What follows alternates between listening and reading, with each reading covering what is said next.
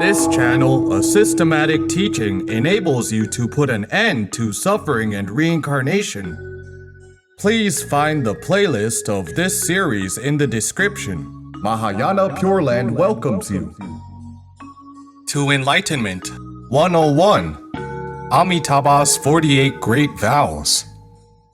Amitabha teaches me to recite Amitabha. Senior laity Xia Lian Ju describes the realm of Anutpatika Dharmakāya that we mentioned in the last episode with a poem, which is very simple and easy to understand. This poem is called Reciting All the Way, 4 sentences, each containing 2 Amitabha, very simple. Amitabha teaches me to recite Amitabha. Recite Amitabha by mouth and heed my own recitations of Amitabha. Amitabha, Amitabha, recite all the way. It turns out that Amitabha recites Amitabha. Enlightened. Look, the last sentence is the realm of single-mindedness in noumenon. The beginning is, Amitabha teaches me to recite Amitabha. Indeed, whoever teaches me to recite Amitabha are all Amitabha, the transformation of Amitabha. It is Amitabha's blessing, thus he can teach me to recite Amitabha. Whoever teaches me to recite Amitabha will also surely be blessed by Amitabha. Therefore, in our eyes, those who teach us to recite Amitabha are Amitabha. In fact, everyone is Amitabha, but those who teach us are even considered as Amitabha all the more. How do we recite Amitabha? Recite Amitabha by mouth and heed my own recitations of Amitabha. This is the method for reciting Amitabha. It is essential. Reciting it out by mouth, Amitabha, this is addressing the name. Then you listen with your ears crystal clearly, 4 syllables, Amitabha. Lastly, you let it enter into your heart. The key of the second sentence is to recite Amitabha by mouth, heed your own recitations of Amitabha with your ears, and let it flow into your heart without intermixing with any wandering thoughts. Once it is mixed with wandering thoughts, you will not hear the sound of your Amitabha recitations.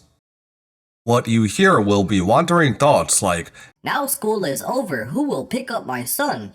or, "There is a pot of stew cooking in my kitchen, I must remember to check it later." Look, when reciting with these wandering thoughts, you will not hear your own recitations of Amitabha at that time. When you do not hear Amitabha, you must be alert immediately. How did I lose Amitabha? Quickly, do not think of it anymore. You must pull yourself back together. Amitabha, Amitabha, Amitabha. You hear Amitabha again. When you hear it, you do not have wandering thoughts. When you cannot hear it, you are having wandering thoughts. This is very easy to check. We must use the root of our ears well. Master Yin Guang taught us the method of 10 recitations. You can count from 1 to 10. Every 10 recitations is 1 unit. After 10 recitations, you go from 1 to 10 again. 1 recitation after another, along with counting numbers, you can better withdraw your mind. You do not have leisure time to let wandering thoughts interrupt you. Once you give rise to wandering thoughts, you will forget what number it is, right? You must force yourself to withdraw the roots of your 6 senses. Listening to self-nature. In the Saha world, the root of our ears is sharpest. Avalokitesvara Bodhisattva teaches us, withdraw the root of our auditory sense inward to heed self-nature. Mahastamaprapta Bodhisattva teaches us, congregate the roots of our 6 senses to enable our pure thoughts to be continuous. We apply the methods of these 2 bodhisattvas together. However, congregating all the roots of our six senses together is quite difficult. Avalokiteshvara Bodhisattva thus teaches us to withdraw the root of our auditory sense inward. Once the root of our auditory sense is withdrawn inward, the roots of all our six senses will be withdrawn as well. By simply listening with your ears intently is to withdraw your auditory sense inward to heed the self-nature. But we have not realized the self-nature. There is no way that we are capable of heeding self-nature. So I teach you to simply withdraw your auditory sense inward to heed your recitations of Amitabha, because the name of Amitabha is exactly the self-nature. Treatise on Rebirth states, this Dharma-phrase is the phrase of purity, and this phrase of purity is thusness-wisdom, the unconditioned dharmakāya. Nāgārjuna Bodhisattva in this statement tells us that this name Amitabha is the phrase of purity, the Dharma-phrase, the thusness-wisdom, and the dharmakāya. In other words, this name Amitabha is self-nature. When I simply listen to my own Amitabha recitation, I am heeding the self-nature. This method can be applied by us mortals. Withdraw the root of your ears to redirect your auditory sense. Do not listen to external sounds like the sound of a horn, the honking of the car. You ignore them.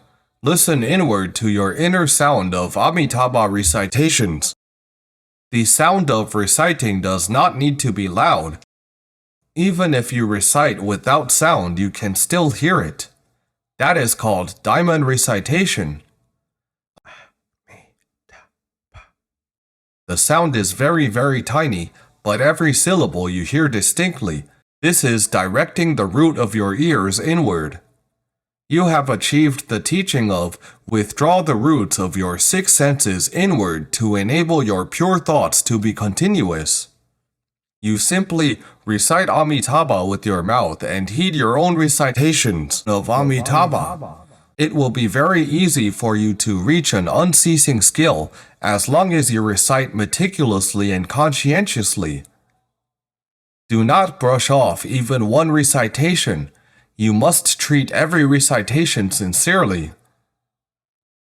Who is Amitabha? The third sentence, Amitabha, Amitabha, Amitabha. Recite all the way. This is entering the samadhi of reciting Amitabha. You recite unceasingly without any mixed thoughts or doubts until you go from upholding phenomena to upholding noumenon, from single-mindedness in phenomena to single-mindedness in noumenon. What is single-mindedness in noumenon?